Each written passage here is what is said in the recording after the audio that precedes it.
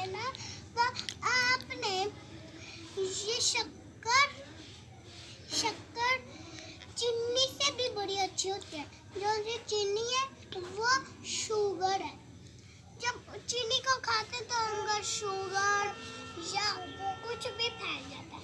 जब हम ये गुड़ का खाते हैं तो फिर हम हमारे बीच गुड़ इतनी ताकत में जाता है ना, आप अभी सोच नहीं सकते। और जो सी इसमें प्रोटीन, फाइबर और आयरन बड़ी तेज से पाया जाता है। चाइना की लड़कियां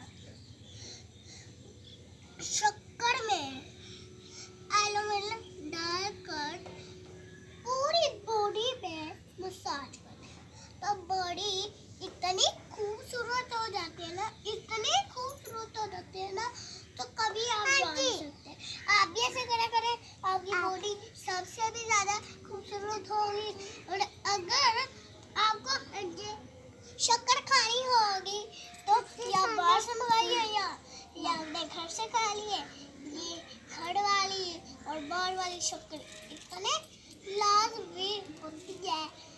और ये देखिए, मैंने अपने घर वाली शक्कर धूप में रखी हुई है। आप ऊपर देखिए, और ये देखिए,